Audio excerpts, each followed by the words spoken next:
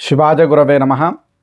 విశ్వావసు నామ సంవత్సర ఫలితాంశములలో భాగంగా వృశ్చిక రాశి వారికి ఈ సంవత్సరము ఎలా ఉండబోతుందో తెలుసుకుందాం. విశాఖ నక్షత్ర చివరి 4వ పాదము, అనురాధ నక్షత్ర 4 పాదములు, జ్యేష్ఠ నక్షత్ర 4 పాదములు కలిస్తే వృశ్చిక రాశి. ఇక ఈ రాశి వారికి ఆదాయము 2, వ్యయము 14, రాజ్యపూజ్యత 5, అవమానము 2. ఈ రాశి వారికి ముందుకు వెళితే నుయ్యి, వెనక్కి వెళితే గొయ్యి అన్న మాదిరిగా ఉండును. తలపెట్టినటువంటి పనులన్నీ కూడా ఆలస్యముగా నెరవేరుతాయి. వ్యాపార వ్యవహారములలో ఆశించినటువంటి ఫలితము పొందలేకపోవుట, డబ్బుకు చాలా ఇబ్బంది పడాల్సి రావడము, రుణములు చేయడము వంటిది జరుగును. నమ్మిన వారి వలన మోసములు, దొంగతనములు, కోర్టు వ్యవహార చిక్కులు, శుభకార్యములకు ఆటంకములు, కాలయాపన, భూగృహాదులను అమ్ముట, స్వంత ఇంటిని విడిచిపెట్టి వేరొక చోటకి వెళ్ళడము, బంధుమిత్ర విరోధములు, దెబ్బలు తగులుట, ఎముకలు విరుగుట, శరీర ఆరోగ్యము బాగుండకపోవుట, మనశ్శాంతి లేకపోవుట అనేది జరుగుతుంది. విద్యార్థులకు నిలకడ లేకపోవటం, చదివినది అర్థము కాకపోవటం, మందత్వం ఏర్పడును. కష్టపడి చదివితే కానీ పరీక్షలలో పాసగుట అనేది కష్టము. ఉద్యోగస్తులకు అధికారుల వలన మాటలు పడాల్సి రావడము, ప్రమోషన్లకు ఆటంకములు వస్తాయి.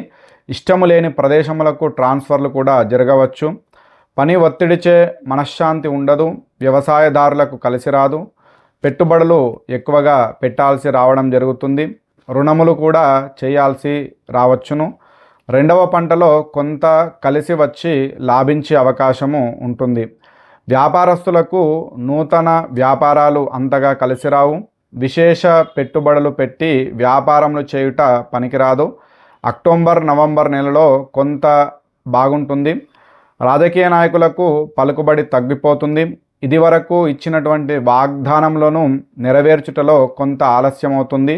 కొన్నిటిని మాత్రమే అమలు చేయగలుగుతారు. ఇక ఈ రాశి స్త్రీలకు అన్ని రంగములలోనూ శ్రమ ఎక్కువగా ఉంటుంది, ఫలితము తక్కువగా ఉంటుంది. ఉద్యోగస్తులకు ప్రమోషన్లు లేకపోవడము, ఇష్టము లేని ప్రదేశములకు ట్రాన్స్ఫర్లు, పని ఒత్తిడి, భార్యాభర్తల మధ్య అవగాహన లేకపోవుట, శుభకార్యములకు ఆటంకములు, శారీరక బాధలు, మనస్తాపము, సుఖశాంతులు లేకునుట జరుగును. పంచమ స్థానంలో శని కాస్త అనుకూలంగా వ్యవహరించినప్పటికీ కానీ అష్టమ గురుని ప్రభావము, చతుర్థ రాహు ప్రభావం వలన ఆరోగ్య విషయాలలో ఖచ్చితమైన జాగ్రత్తలు తీసుకోవాలని సూచన. ఆరోగ్య సమస్యలు, కుటుంబ సమస్యలు కొంతమేర ఈ రాశి వారికి ఇబ్బంది పెట్టును. మానసిక సమస్యలు కూడా కొంత అధికమయ్యే సూచనలు కనిపిస్తున్నాయి. గురువారము దక్షిణామూర్తిని పూజించండి.